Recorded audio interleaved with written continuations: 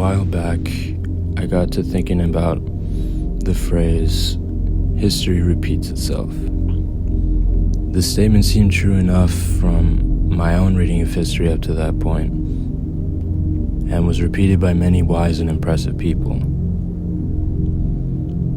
I remember asking myself, if it is in fact true that history repeats itself, why is that exactly? The obvious answer seemed to be our human nature. That as humans mature culturally and technologically, we remain bound to our seemingly hard-coded biological nature.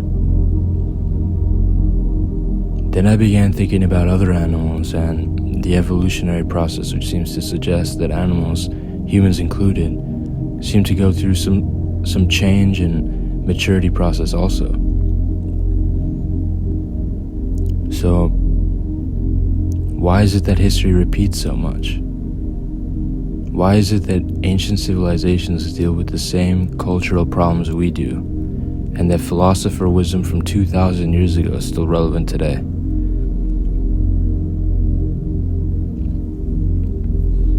The answer seemed to me was scaling. That although we mature through our own individual lifetimes, and gain experience, knowledge, and wisdom as a result, we die. And our children have to essentially restart from zero. We can try to pass knowledge and wisdom to them to accelerate their process, but ultimately it seems like they're doomed to repeat many of the same mistakes because of the maturation process requiring experience and because they are doomed by their humanness.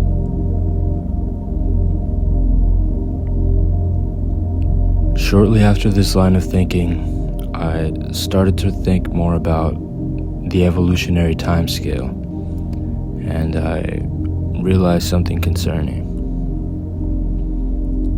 What I realized was that there are two separate improvement lines on our time graph. The first is our evolutionary biology as Homo sapiens. The second is our technological improvement. For the first couple 100,000 years, it may have seemed like the two lines were climbing at roughly the same rate. Technology seemed roughly stagnant, as did evolution. It takes hundreds of thousands to millions of years to see meaningful change in brain capability via evolution. Then around 10,000 years ago, something started to happen to the technology curve. It started accelerating. It started to become clear that the technological curve of innovation is actually on an exponential time frame. If you follow the visual of the graph, what that means is every year that goes by, the two improvement curves separate further. The technology curve gets more and more steep, while our evolution remains essentially stagnant in comparison. Then I began thinking about roughly how long it would take to see meaningful improvement in human IQ from this point forward. If we assume the historical rate of improvement, it would take us a few 100,000 years to improve capability. However, back then there was much higher selection for high IQ for survival reasons. If anything, that's inverted now because modern society relieves survival pressure, and higher IQ individuals actually tend to have fewer children on average. Now let's compare that rate of improvement to our technological improvement. Let's take an extremely generous 100,000 years for meaningful improvement. Where would our technology be in the next 100,000 years? Well, in the last 150, we developed electricity, internal combustion, computers, internet, modern medicine, and genetic engineering. And now, recently, we've been pushing up against AI.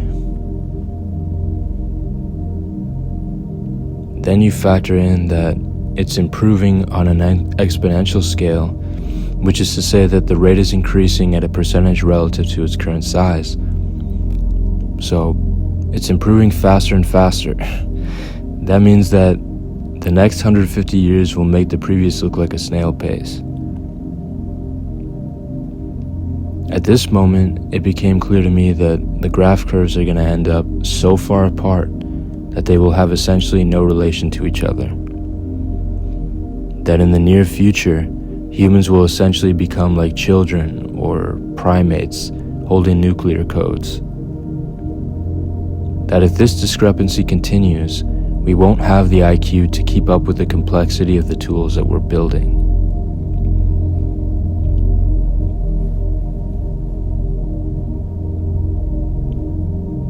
Initially, it may look like fewer and fewer human beings deeply understand the predominant tools of our civilization. At one point in time, the bow and arrow was the pinnacle of human technology. This was a big deal, but still simple enough for basically every human being to understand and recreate. It was fully accessible to all.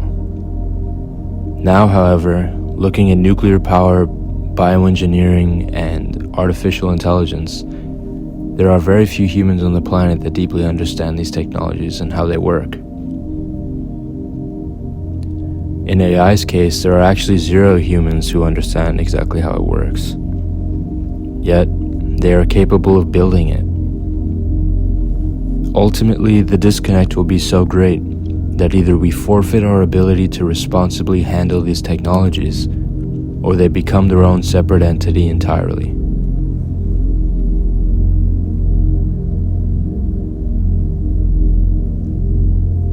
I would define the separation of improvement curves as the wisdom problem. It is clear to me that if we allow our human evolution to improve at its current rate and maintain the exponential rate of technology, we will find ourselves in ruin. So, one of these has to change. If you factor in entropy, you understand that stagnation leads to deterioration, that we cannot keep tech at its current level and stay the same perpetually. So, that leads to ruin as well. It seems to me that the only way to ensure our prolonged survival and sovereignty is to connect the curves, to use our technology to increase the rate of improvement of our evolution. It is important to discern what exactly constitutes human and what constitutes technology. I've seen the transhumanists talking about merging with AI, etc. If you factor the compute rate of AI and compare it to humanity, human computation would represent a meaningless fraction of the total computational power of the AI system. That seems to me that we would no longer be in control or human at all. That at best we are an insignificant component of this future superintelligence. We could alternatively use something like bioengineering to accelerate our intelligence as a species, perhaps increase our lifespan, make ourselves more resilient, etc. This would be tricky and difficult to align on, but seems the only option to me. The important thing here is to ensure that humanity remains a control group and the masters of its own destiny, that we remain slightly ahead of the understanding curve of our technology. If we extrapolate from here, you could imagine that intentional evolution could lead to decentralization of power, an optional system that allows for people to freely choose direction because of shared competence. This kind of equality is what communism wishes it could be.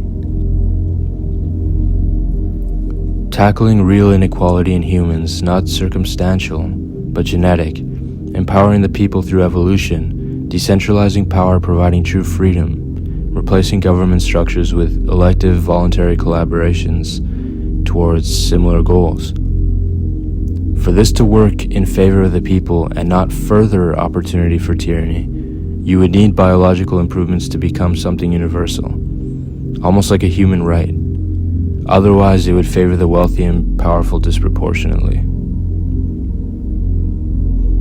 Maintaining and perhaps increasing diversity between humans is also a critical problem to solve. If improvement is accomplished universally and individual variance can remain or increase, we could have freedom through competence and an increase in individualism. Whether bioengineering is a solution to the wisdom problem or not, it seems clear to me that the wisdom problem stands. It also seems clear that we are currently simply increasing the power of technology at the expense of future humans. The only proposed solution by tech leaders seems to be, if you can't beat them, join them. Personally, I'm not compelled by that future.